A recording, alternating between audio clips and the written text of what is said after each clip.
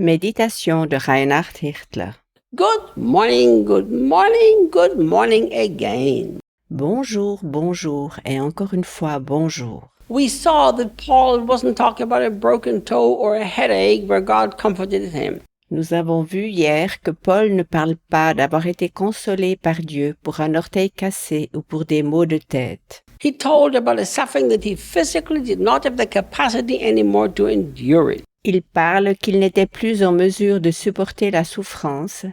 Il raconte aussi qu'il était tant à bout de force qu'il était prêt d'abandonner. And he told us also that he was emotionally so depleted that he was ready to give up. Il raconte aussi qu'il était tant à bout de force qu'il était prêt d'abandonner. And in exactly that situation, he learned to appropriate God's comfort and help. Et justement dans cette situation-là, il a appris à se saisir de la consolation et de l'aide divine. And to use it in order for the kingdom of God to bless other people. Et de les instaurer dans le royaume de Dieu afin d'être en bénédiction pour d'autres personnes. Now he says, it felt like we had the death sentence written upon our hearts. Il dit maintenant, cela se ressentait comme si on avait inscrit un arrêt de mort sur notre cœur. Look what he says. He says, and we still feel it today. Regarde ce qu'il dit encore, et nous le ressentons encore jusqu'à maintenant, jusqu'à aujourd'hui. Paul is not saying, one day, 5 years ago, something bad he went through and God comforted us and so now we can cheer you up too.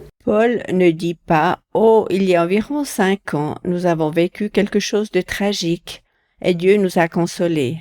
Maintenant, nous pouvons vous réconforter. » No, Paul is saying, until this very day, it feels like I live with a death sentence upon me. Paul dit, jusqu'à aujourd'hui, c'est comme si je vivais avec un arrêt de mort. This is obviously something that has affected his emotions, his heart, his thoughts, everything. C'est quelque chose qui semble avoir influencé son cœur, ses sentiments, ses pensées, enfin tout. I so love this chapter, how over and over again Paul shows us how suffering can be redeemed. Dans ce chapitre, j'aime bien comment Paul nous montre tout à nouveau comment la souffrance peut être rachetée. God, what is the point of letting your children go through so much suffering that they face death and they feel like life is no point anymore? Dieu, mais quel sens y a-t-il à ce que tes enfants doivent expérimenter tant de souffrance, au point de regarder la mort en face, même que la vie ne fait plus aucun sens? Well, Paul tells us exactly what is the point. Paul nous en donne la raison.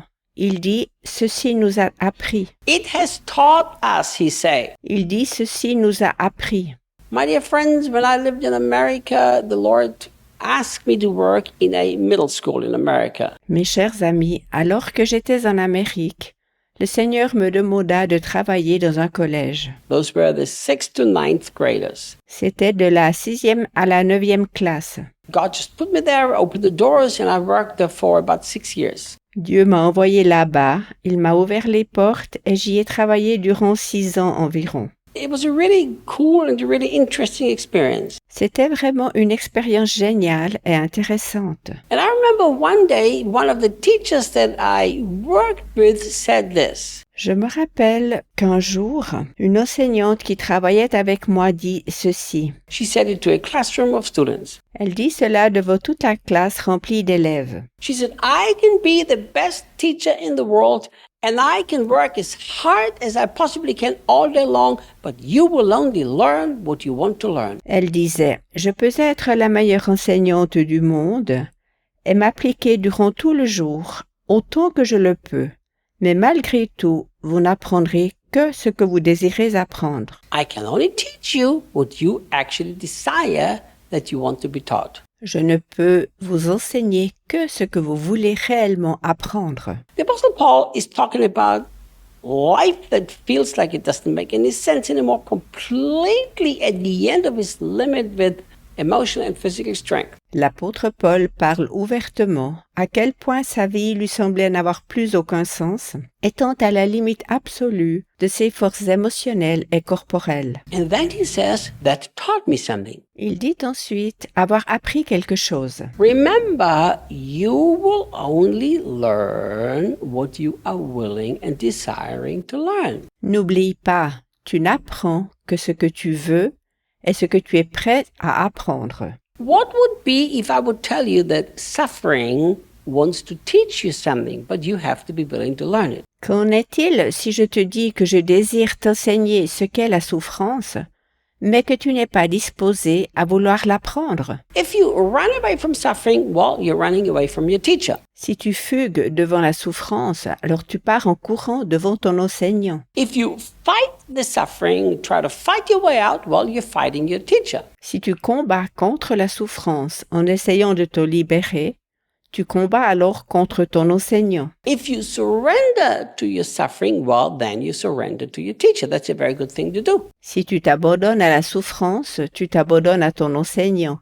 Et c'est quelque chose de très bien. I'm not talking in surrender be in the sense, oh, well, there's nothing I can do. All right, I'm going to go through it and see if I survive it. That's not what I'm talking about. Je ne parle pas du fait de se livrer passivement dans le sens « Oh, je n'y arriverai jamais, alors bon, je vais me pousser un peu et voir si je survivrai. » Ce n'est pas du tout de cela dont je parle. No, I'm talking surrender in the way that we've talked now.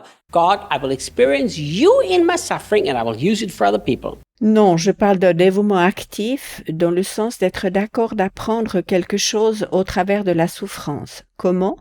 En disant « Dieu, je désire apprendre quelque chose au travers de ma souffrance et je désire l'utiliser pour aider d'autres personnes. » Let's see what was the lesson that suffering has taught Paul. Regardons quelle leçon Paul a-t-il apprise au travers de sa souffrance. My friend, what I'm about to tell you is surely one of the greatest lessons any of us can learn in life. Mon ami, ce que je te dis maintenant est certainement une des plus grandes leçons que chacun de nous doit apprendre durant sa vie. Paul is telling us that it has taught us to lose all faith in ourselves. Oh, I love these words. Paul dit, tout cela nous est arrivé pour nous apprendre à ne pas mettre notre confiance en nous-mêmes. Oh, combien j'aime ces paroles. The church is overloaded with confidence in people. L'Église met démesurément sa confiance en des personnes. And it's very interesting that suffering taught Paul not to trust in himself. Il est très intéressant que la souffrance de Paul nous apprenait ou lui apprenait à ne pas se faire confiance. My dear friends, if I walk onto stage in a stadium, which I've done on several occasions, Mon cher ami, lorsque je monte sur l'estrade d'un stade, ce que j'ai déjà fait bien à bien des endroits, and there are 60,000 people there, and I have a wonderful sermon prepared, and everything is ready, et que j'ai préparé un merveilleux message, et là-bas il y a 60 000 personnes qui attendent, and I preach my message, and I've learned to work from the gifting that God has put inside of me. que je donne mon message, et j'ai appris à instaurer les dons que Dieu m'a donnés. And then the people get excited, and the people applaud me, and people are blessed. Et que les gens m'applaudissent et sont tout enthousiasmés, et par ce biais-là, ils sont aussi bénis. That does not teach me whatsoever to lose all faith in myself. Au travers de tout cela, je n'apprends pas à perdre la foi en moi-même. Oh, that teaches me that if I learn to prepare well, if I learn to work from my gifting, then I can be used. Cela m'apprend bien plus que je peux être au service de Dieu si j'apprends à bien me préparer et à activer les dons que j'ai reçus. But walking through suffering to an extent where I don't have the strength to endure it anymore and use it, that's where I learn not to trust in myself anymore. Cependant, si je souffre jusqu'au point où je n'ai plus de force pour supporter la souffrance et que j'emploie malgré tout cette dernière, j'aurai appris à ne plus compter sur moi-même. We have to continue to talk about this tomorrow. Demain, nous continuerons d'en reparler. See you guys tomorrow. À demain.